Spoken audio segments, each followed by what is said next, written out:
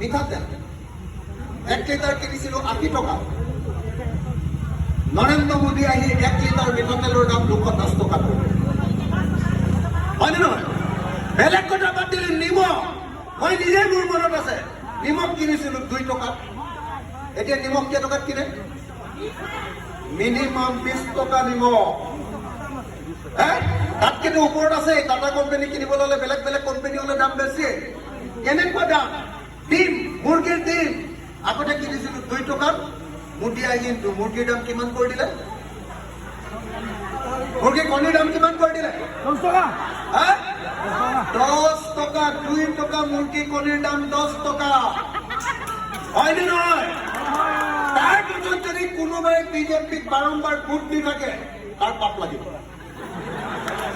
হয়নে নহয়? হয়নে নহয়?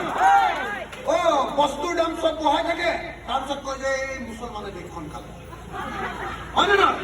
বস্তুৰ দাম চব বঢ়াই থাকে, তাৰপিছত কয় যে খ্ৰীষ্টান যদি আমাৰ ইয়ালৈ আহে তেতিয়াহ'লে দেশখন খতম হৈ যাব।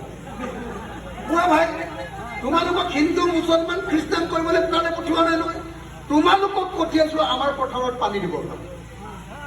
হয়নে নহয়? বিজেপি চৰকাৰে মোক দেখুৱাই দিয়ক যে হিমন্ত বিশ্ব শৰ্মা আৰু সৰ্বানন্দ সোণোৱালে অসমৰ এডৰা পথাৰত পানী দিলে, আৰু পানী দিয়াৰ কাৰণে আগতে এবাৰ খেতি কৰিছিলে, এতিয়া এজন খেতিয়কে 3বাৰ খেতি কৰিব পাৰে। তেনেকুৱা এডাল পথাৰ মোক দেখুৱাই দিয়কচোন হিমন্ত আৰু সৰ্বানন্দই।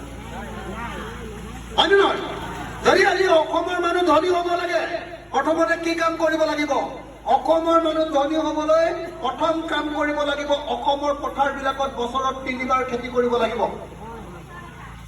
এতিয়া বানপানী হলে এবাৰো খেতি নহয়, খৰাং হলেও কঠীয়া পাৰিব নোৱাৰো, আৰু যদি ভাল বতৰ হয় তেতিয়া আকাশলৈ চাই থাকো।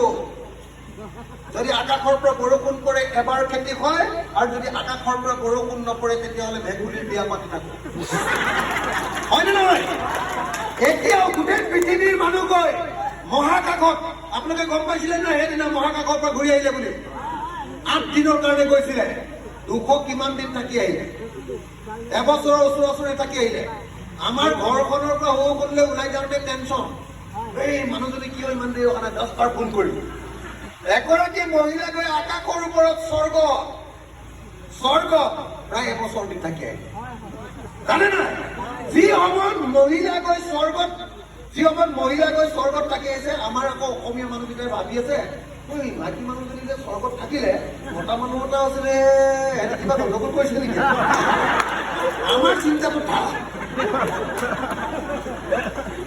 আমাৰ চিন্তাটো ভাল, আমাৰ মাথাটোৱে কম কৰি ৰাখিছে।